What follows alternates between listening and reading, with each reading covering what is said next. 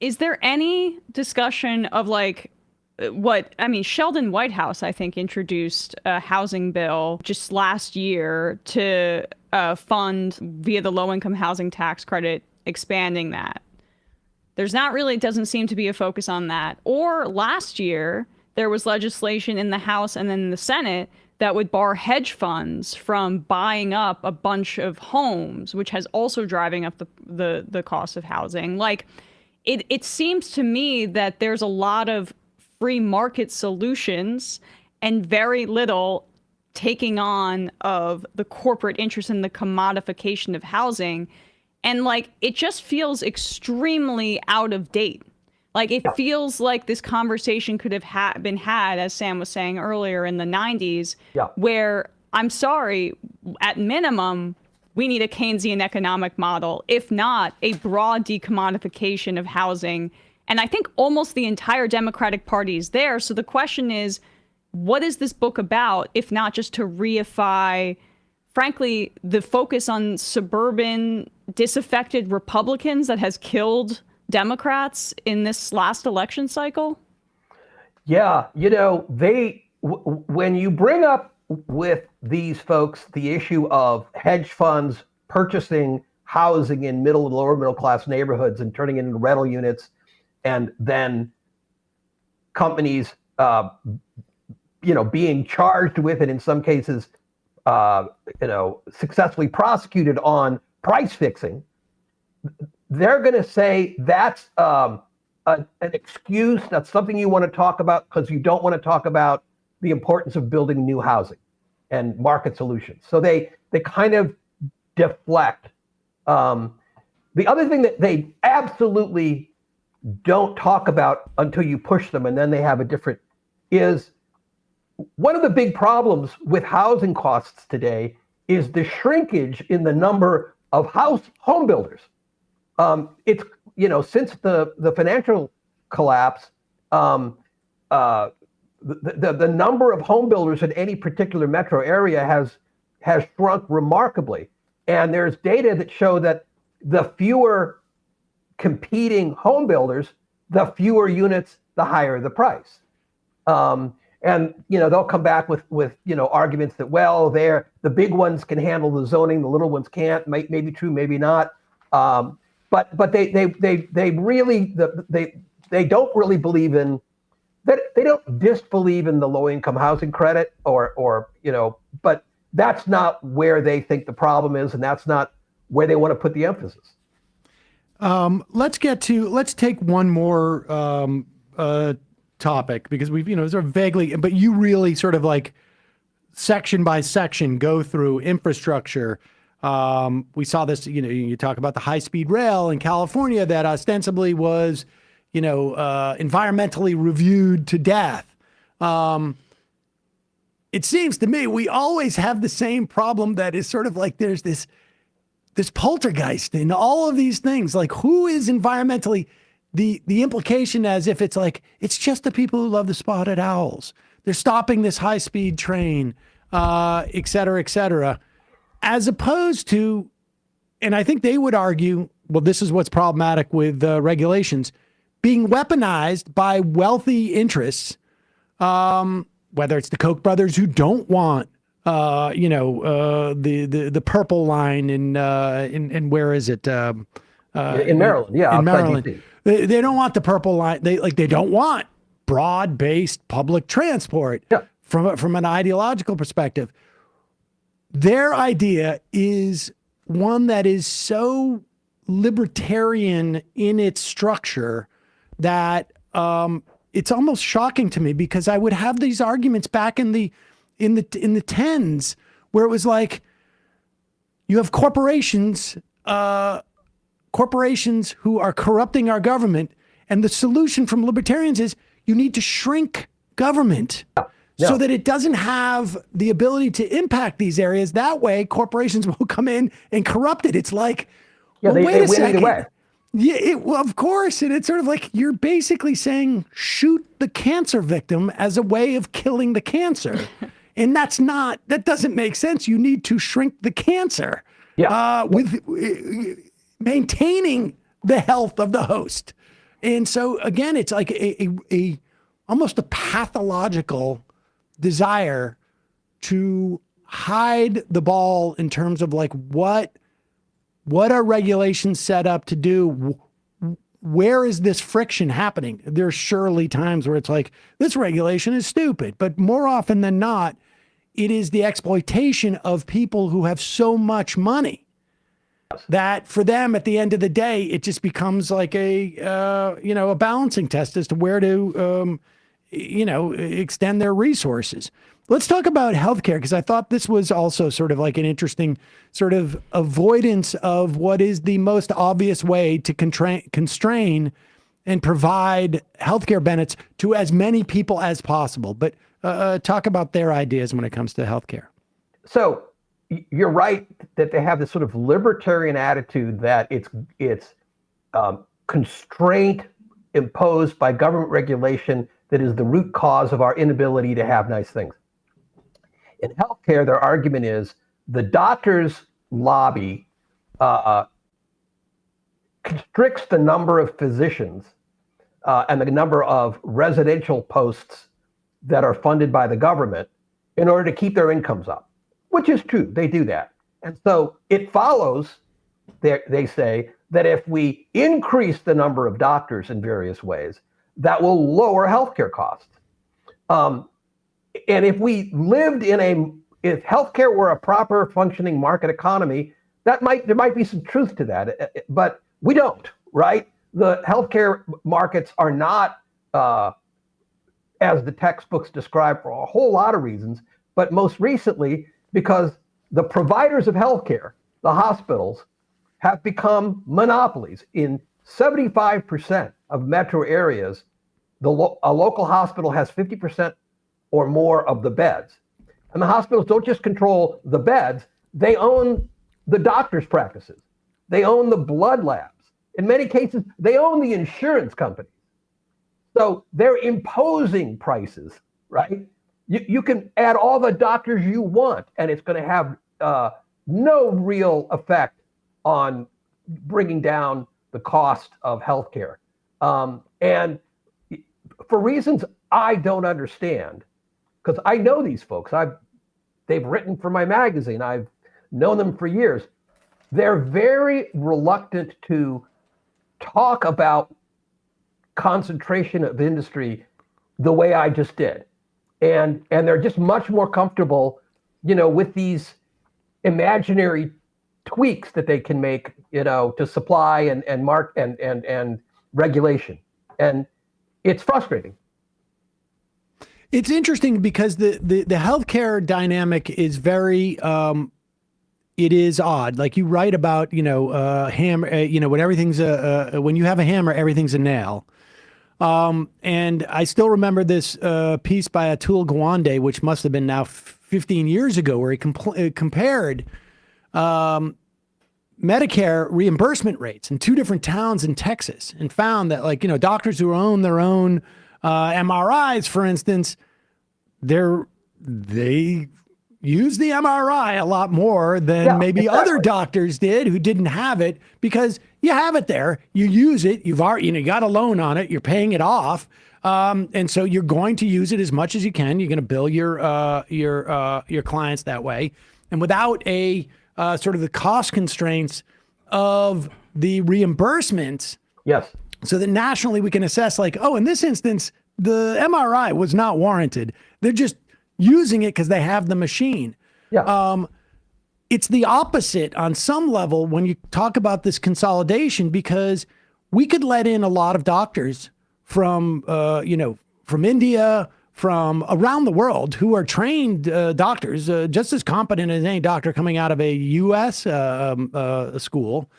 And we could have a lot more doctors in here without having the capital that could come from a government, essentially, whose interest is to provide healthcare as opposed to make profit.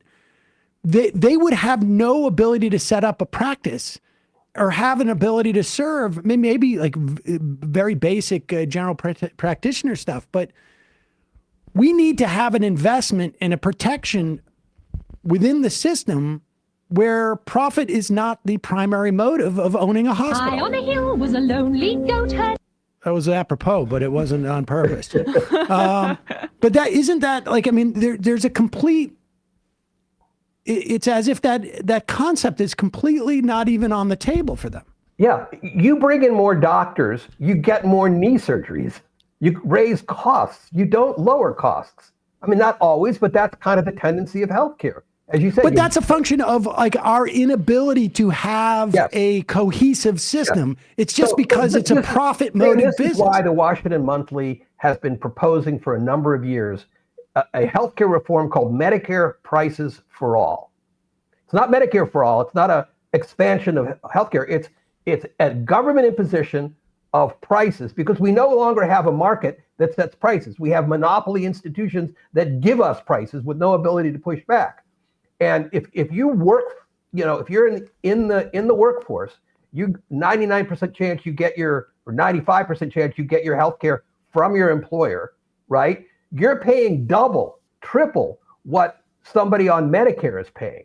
And doctors who take Medicare, they make plenty of money. The hospitals that take Medicare, they make money. But those who are on commercial care, they make tons of money. That's why every hospital's building multiple wings. If the government says from now on, every knee surgery, same price. Every doctor visit to your primary care, same price. You get the Medicare price. The end result of that is thousands of dollars in the pocket of the average family, because so much of what would have been their wage increases has been going to pay for their healthcare coverage, and then being siphoned off into this, giant consolidated developer, hospital industrial complex. Now, if you're talking to a Democratic donor about things like that, they're gonna be horrified, especially if they're doctors.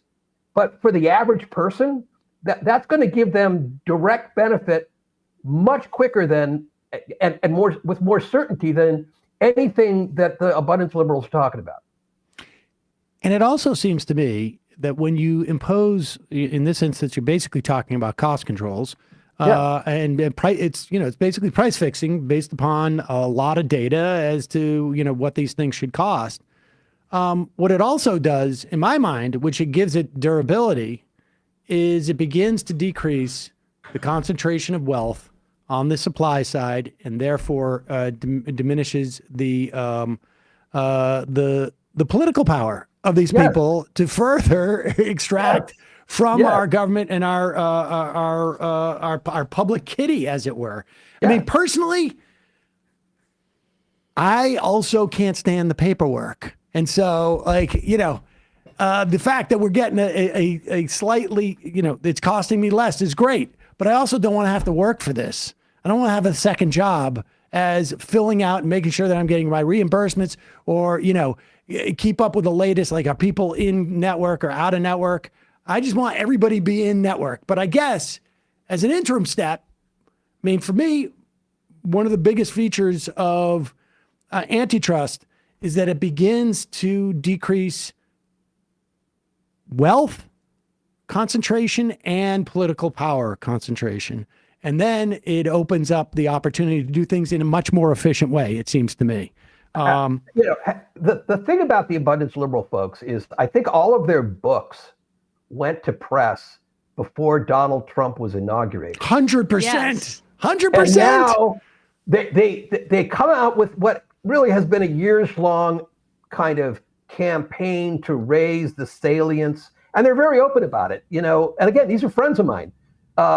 They want abundance liberalism to be if not the defining faction of the Democratic Party. And they're doing it at a time when the oligarchs have taken control of the federal government and destroying the agencies which they claim to want to fix.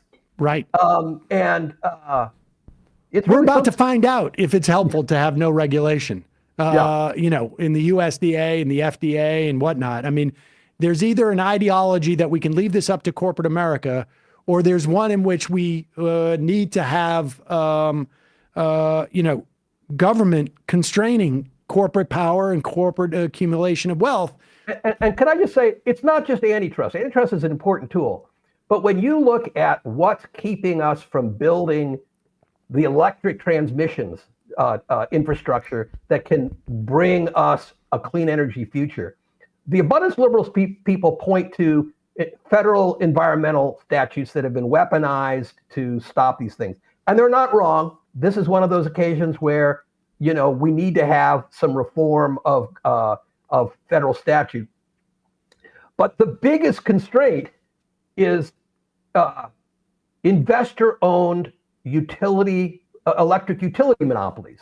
They make their money, right, burning fossil fuels and getting a percentage.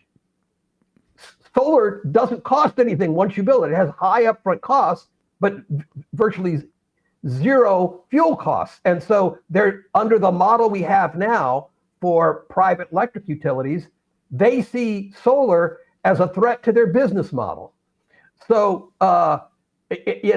antitrust isn't the right tool for that. You know what the right tool is? Create a Tennessee Valley Authority. Yep. Nationalize in some form or another. Yes. Yes. What did FDR do to force the electric companies to wire the poor parts of the country? He created a government agency that said, we're going to do it if you don't. We'll steer your business. Right. That got their attention. FDR called it the birch rod in the cupboard. You pull it out and you threaten.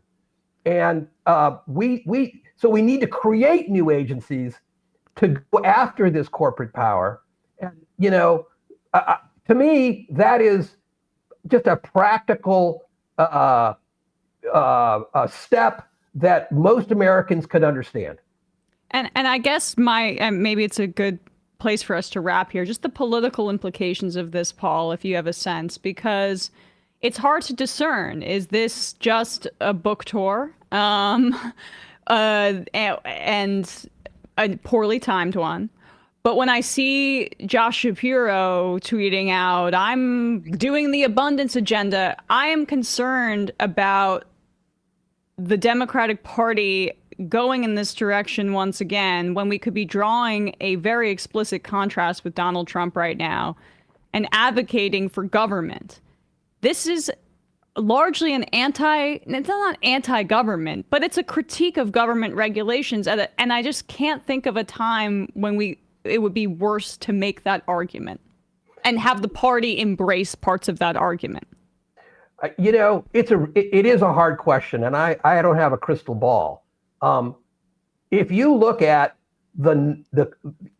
Ezra Klein himself did an interview with a pollster named Daniel Shore, who tested all of Kamala Harris's ads.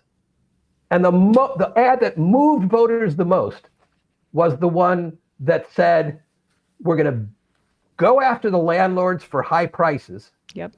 And we're going to go after the price gougers for high grocery prices. Right? That's what voters care about. And the abundance liberals are they're tapping into that energy on the housing front. But are their means going to be ones that average voters care about?